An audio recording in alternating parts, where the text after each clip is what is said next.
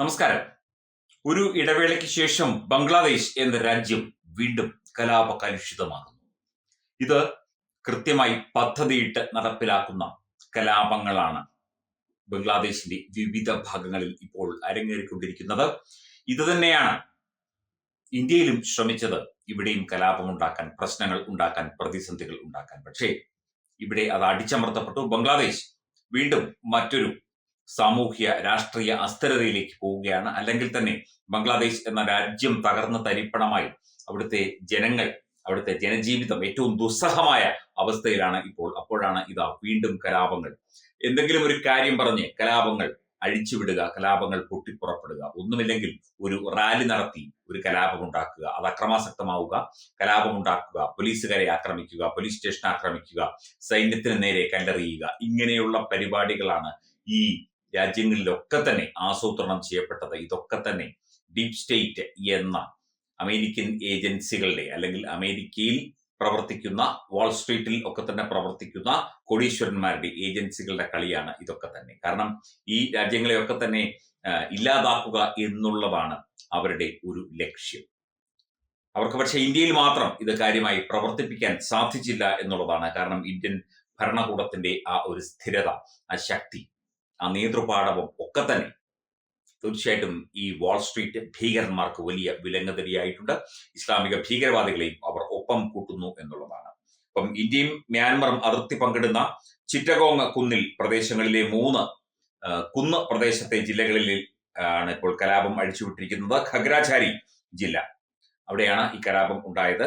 അക്രമത്തിൽ 13 സൈനികർക്കും 3 പോലീസുകാർക്കും പരിക്കേറ്റതായി ധാക്കയിലെ ആഭ്യന്തര മന്ത്രാലയം റിപ്പോർട്ട് ചെയ്തു. അതുപോലെ പോലീസ് പറയുന്നതനുസരിച്ച് ഖഗ്രാചാരിയിൽ നിന്ന് 36 കിലോമീറ്റർ തെക്കുള്ള ഗുയ്മാര പ്രദേശത്താണ് 3 മരണങ്ങൾ സംഭവിച്ചത്. 3 പേർ മരിച്ചു. സൈന്യത്തിന്റെയും അർദ്ധസൈനിക ബോർഡർ ഗാർഡ്, ബംഗ്ലാദേശി ഉദ്യോഗസ്ഥരുടെയും പോലീസിന്റെയും പെട്രോളിംഗ് ഉണ്ടായിരുന്നിട്ടും അക്രമം പടർന്നു പിടിച്ചതായിട്ടാണ് ലഭിക്കുന്ന വിവരം. തീർച്ചയായിട്ടും പോലീസിനെയൊക്കെ തന്നെ തൃണവത്ഗണിച്ചുകൊണ്ട് അക്രമം നടത്തുകയാണ്. അതുപോലെ ഒരു കൂട്ട ബലാത്സംഗം അവിടെ നടന്നു. ആ ഒരു ബലാത്സംഗ കേസുമായി ബന്ധപ്പെട്ടാണ് ഈ അക്രമം ഉണ്ടായത് എന്നാണ് പറയപ്പെടുന്നത്. ഇത്തരത്തിൽ ചെറിയ കാര്യങ്ങൾക്കൊക്കെ തന്നെ, ഇപ്പോൾ ബലാത്സംഗങ്ങളും അതുപോലെയുള്ള മോഷണങ്ങളും അതൊക്കെ ക്രൈമുകളാണ്. തീർച്ചയായിട്ടും അതൊക്കെ റിപ്പോർട്ട് ചെയ്യപ്പെടുകയും അതൊക്കെ ശക്തമായ നടപടിയെടുക്കുകയും ചെയ്യും എന്നാണ് നമ്മളൊക്കെ പ്രതീക്ഷിക്കുന്നത് എവിടെയായാലും. പക്ഷേ അത് പറഞ്ഞ് ഒരു വലിയ അക്രമം ഉണ്ടാക്കുന്നു, ഒരു പ്രദേശത്തെ മുഴുവൻ ആക്രമിക്കുന്നു, ഒരു പ്രദേശത്തെ ജനങ്ങളെ മുഴുവൻ അടിച്ചോടിക്കുന്നു, അതുപോലെ വാഹനങ്ങൾ കത്തിക്കുന്നു, വീടുകളും ഒക്കെ അഗ്നിക്കിരയാക്കുന്നു. അതായത് കലാപങ്ങൾ ഒരു നിത്യസംഭവമായി മാറിക്കൊണ്ടിരിക്കുന്നു, പ്രത്യേകിച്ചും ബംഗ്ലാദേശിൽ എന്നുള്ള റിപ്പോർട്ടാണ് ഇപ്പോൾ റോയിട്ടേഴ്സ് റിപ്പോർട്ട് ചെയ്തിരിക്കുന്നത്. ഇതിന്റെ വിശദാംശങ്ങൾ എന്തൊക്കെയായാലും ശക്തമായ കർഫ്യൂ സംവിധാനങ്ങളുണ്ട്. പക്ഷേ കലാപകാരികൾ ഇപ്പോഴും തെരുവിലാണ് എന്നുള്ളതാണ് മറ്റൊരു കാര്യം. അവിടുത്തെ സർക്കാർ സംവിധാനങ്ങൾക്കൊന്നും ചെയ്യാൻ സാധിക്കുന്നില്ല. അവിടുത്തെ പ്രധാനമന്ത്രി അവരെ പുറത്താക്കിയ, അവിടുത്തെ തെരുവിലൂടെയുള്ള, അവിടുത്തെ ഈ സംവരണവുമായി ബന്ധപ്പെട്ട വിഷയത്തിലുള്ള വലിയ കലാപങ്ങൾ, അവിടുത്തെ സൈനികർക്കുള്ള, അല്ലെങ്കിൽ അവിടെ സ്വാതന്ത്ര്യ സമരത്തിൽ പങ്കെടുത്തവർക്കുള്ള പ്രത്യേക ആനുകൂല്യങ്ങൾ സംബന്ധിച്ചുണ്ടായ ഒരു സമരം, നേപ്പാളിൽ നേരെ തിരിച്ച് അവിടെ ഈ ജെൻ സി എന്ന് പറഞ്ഞ സമരം നടത്തിയത് തീർച്ചയായിട്ടും നമുക്കറിയാം. സമൂഹ മാധ്യമങ്ങൾ നിരോധിച്ചതുമായി ബന്ധപ്പെട്ടുണ്ടായ സമരം.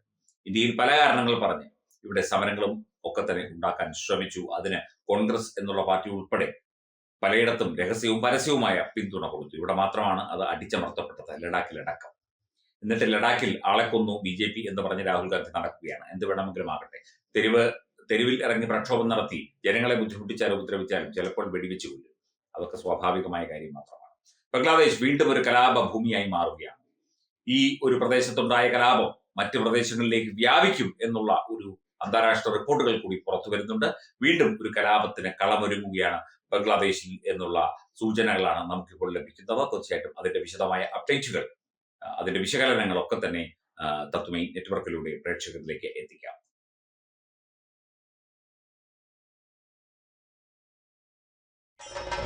ഭാരതത്തിലെ അതിപ്രശസ്തമായ ക്ഷേത്രങ്ങളിലേക്ക് മലയാളം ന്യൂസ് നെറ്റ്വർക്ക് സംഘടിപ്പിക്കുന്ന ആധ്യാത്മിക യാത്രകൾ. പ്രമുഖ ട്രാവൽ ഏജൻസിയായ യാത്രാനന്ദയുമായി ചേർന്ന് മലയാളം ന്യൂസ് നെറ്റ്വർക്ക് ഒരുക്കുന്ന യാത്രയിൽ ചുരുങ്ങിയ നിരക്കിൽ നിങ്ങൾക്കും പങ്കാളികളാകാം.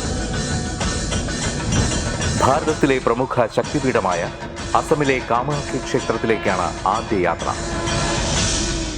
കാമരൂപമെന്ന കാളിദാസനും പ്രാഗ്ജ്യോതിഷപുരമെന്ന വ്യാസനും വിളിച്ച അതിമനോഹരമായ സംസ്ഥാനമാണ് അസം. സമമായി മറ്റൊന്നില്ല എന്നാണ് അസമിന്റെ അർത്ഥം. ബ്രഹ്മപുത്ര നദിയും ഹിമാലയവും ദൃശ്യചാരുത കൊണ്ട് അനുഗ്രഹിച്ച അസമിലെ കാമാഖ്യ ഇന്ത്യയിലെ തന്നെ ഏറ്റവും പ്രധാനപ്പെട്ട കാളി ക്ഷേത്രങ്ങളിലൊന്നാണ്. കാമാഖ്യ ക്ഷേത്ര സന്ദർശനത്തിന് ശേഷം കിഴക്കിന്റെ സ്വിറ്റ്സർലാൻഡ് എന്നറിയപ്പെടുന്ന മേഘാലയയിലെ ഷില്ലോങ് നഗരവും ചിറാപുഞ്ചിയും അതിമനോഹരമായ മഴക്കാടുകളും ഹിമാലയൻ കാറ്റ് ചൂളം വിളിക്കുന്ന താഴ്വരകളും മേഘങ്ങളെ ഉമ്മവയ്ക്കുന്ന ചെറുകുന്നുകളും കണ്ണാടി പോലെ ജലമൊഴുകുന്ന ഉമയാങ് നദിയും സന്ദർശിക്കുന്നു. ജീവിതത്തിൽ ഒരിക്കലെങ്കിലും കണ്ടിരിക്കേണ്ട ഈ അത്ഭുത ലോകത്തിലേക്ക് നിങ്ങളെ സ്വാഗതം ചെയ്യുന്നു. വിമാന ടിക്കറ്റും ചിലവുകളും ഉൾപ്പെടെ 65,000 രൂപ ചിലവ് വരുന്ന ഈ പാക്കേജ് 59,000 രൂപയ്ക്ക് മലയാളം ന്യൂസ് നെറ്റ്വർക്ക് നിങ്ങൾക്ക് ലഭ്യമാക്കുന്നു. ആദ്യം ബുക്ക് ചെയ്യുന്ന 5 പേർക്ക് 56,000 രൂപയ്ക്ക് ഏർലി ബേർഡ് ഓഫറും ലഭ്യമാണ്. കൂടുതൽ വിവരങ്ങൾക്ക് ഇനി പറയുന്ന നമ്പറിൽ ബന്ധപ്പെടുക. 8089001200 അല്ലെങ്കിൽ 7736549234.